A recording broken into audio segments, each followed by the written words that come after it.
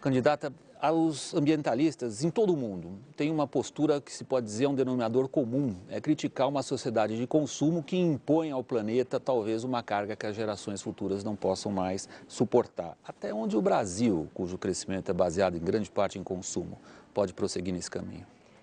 Eu diria que fazendo aquilo que o mundo inteiro está procurando fazer, que é evitar a destruição do planeta sem as consequências indesejáveis dessa mudança.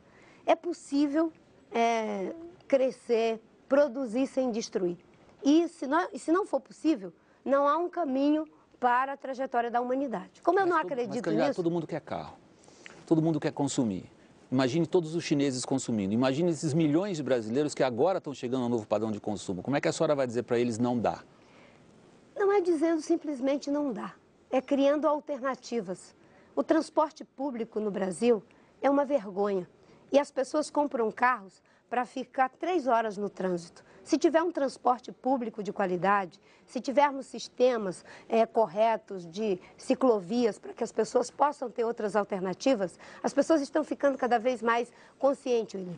O que não pode é você simplesmente fazer a crítica do atual modelo sem apresentar uma alternativa. A sociedade está sensibilizada para as mudanças e para as transformações. O que falta é a visão estratégica, o pensamento e o investimento para que se faça essa mudança. Isso é válido para todos os setores. Hoje nós temos uma matriz energética que está ficando suja em função de que colocaram termoelétricas a carvão, a gás e a diesel na nossa matriz energética. Quando a energia produzida do vento já tem um custo semelhante ou até mais barato do que a energia produzida pelas termoelétricas. Isso é falta de visão estratégica. Se nós continuarmos vivendo o estilo de vida do tipo 5 planeta, nós vamos inviabilizar a vida de todo mundo. Se nós buscarmos os meios, juntando a ciência, a ética que nós temos em relação às futuras gerações, já existem boa parte das respostas técnicas. Candidata, a senhora tem falado com muita frequência que é preciso reduzir os gastos públicos. Como é que a senhora faria isso? Onde a senhora cortaria, caso seja eleita? Primeiro, nós temos que ver a questão do gasto público pelo lado da eficiência. Nós somos um país que arrecada tributos e tributa muito, mas usa mal os tributos públicos, o recurso público. A saúde não tem a qualidade necessária, a educação não tem. Nós temos ainda 80% da população que não tem acesso a esgoto tratado no nosso país. Então, você arrecada tanto e entrega pouco, olhando pelo lado da eficiência do gasto. Uma outra coisa, evitando o desperdício. Isso a gente evita com transparência, fechando o dreno da corrupção. Sabia que o dreno da corrupção daria para quase dobrar o orçamento da educação, que hoje é de 5% do nosso PIB? Isso é reduzir o gasto público e fazendo com que esse Estado não entre na velha discussão. Estado de mais, Estado de menos. Eu gosto da ideia do Estado necessário, mas não o Estado provedor, que se agiganta achando que vai fazer tudo e ainda vai fazer o resto. Nem o Estado apenas fiscalizador, sabe? Que se não tem competência para prover, não tem competência para fiscalizar. O Estado mobilizador, eficiente e transparente. E uma coisa que nós nos comprometemos claramente, nós vamos limitar o gasto público, o crescimento do gasto público, à metade do crescimento do PIB, para evitar o descontrole em relação às contas públicas. É uma proposta muito ambiciosa essa que a senhora está fazendo, de limitar os gastos públicos à metade do crescimento do PIB, com tudo que já foi comprometido para o próximo orçamento, que a senhora, eventualmente, como presidente, administraria. Como é que a senhora vai enfrentar isso? Com os meios que eu acabei de mencionar.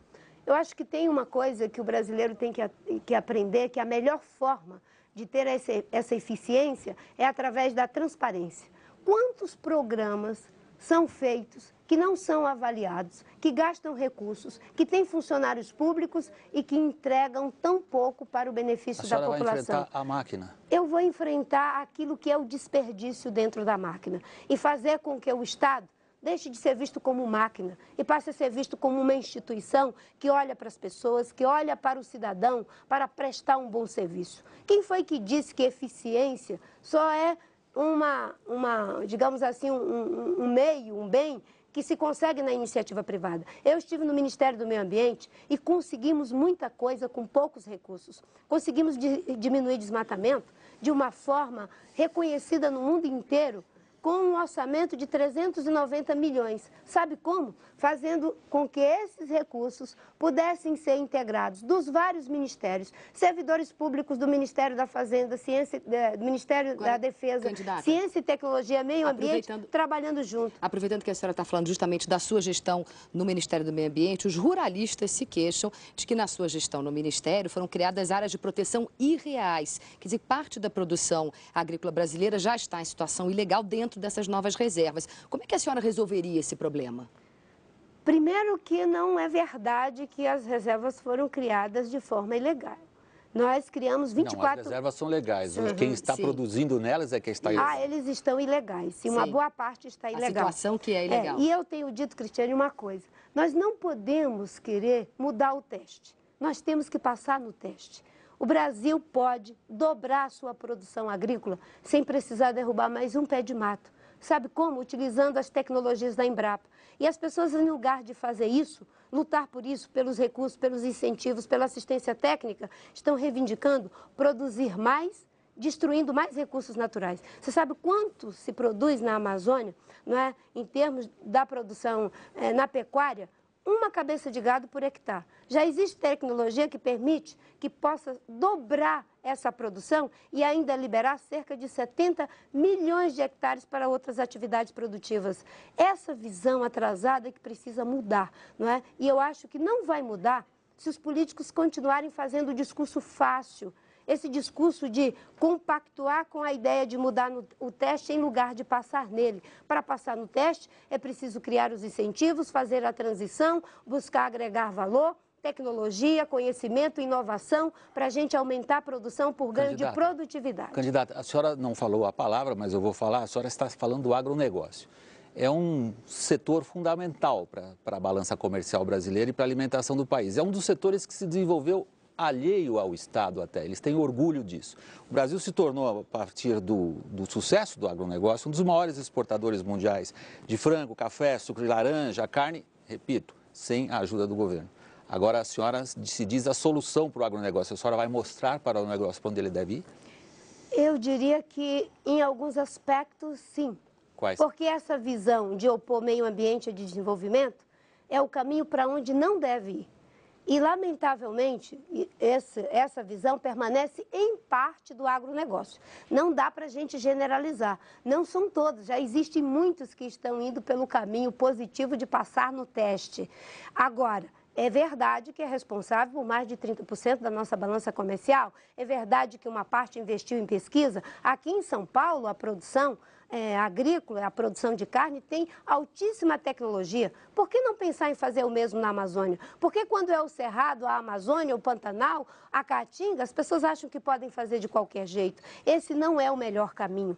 Se nós fizermos as coisas da forma certa, vamos gerar novos empregos, novos produtos, novos materiais, vamos apostar em pesquisa, tecnologia e ainda vamos criar uma nova narrativa para os nossos produtos. Candidata. Em lugar de sermos vistos, desculpe, Cristiane, como aqueles que são os vilões do meio ambiente, nós vamos ser a grande solução. O Brasil reúne as melhores condições para fazer a diferença. Eu queria fazer mais uma última pergunta. A gente tem menos de um minuto, então a resposta tem que ser muito rápida. O Brasil é o segundo maior produtor de carne bovina e maior exportador mundial desse produto. Ambientalistas dizem que essa liderança foi conquistada e é mantida às custas do desmatamento. A senhora concorda com isso? Uma parte, sim. Não dá para generalizar. Às vezes a gente fala o agronegócio, a agricultura, como se fosse uma coisa só. Tem gente que está na vanguarda e esses precisam ocupar a cena, liderar o processo. Não deixar que o Brasil seja o tempo todo visto lá fora como se fosse o país em que as regras não são respeitadas. Nós precisamos, por exemplo, transformar o álcool numa commodity. Por que ainda não aconteceu isso? Porque o Brasil perdeu 8 anos, em lugar de fazer a certificação, só fazia propaganda. O seu tempo acabou. Obrigada. Muito obrigada, candidata Marina Silva do PV.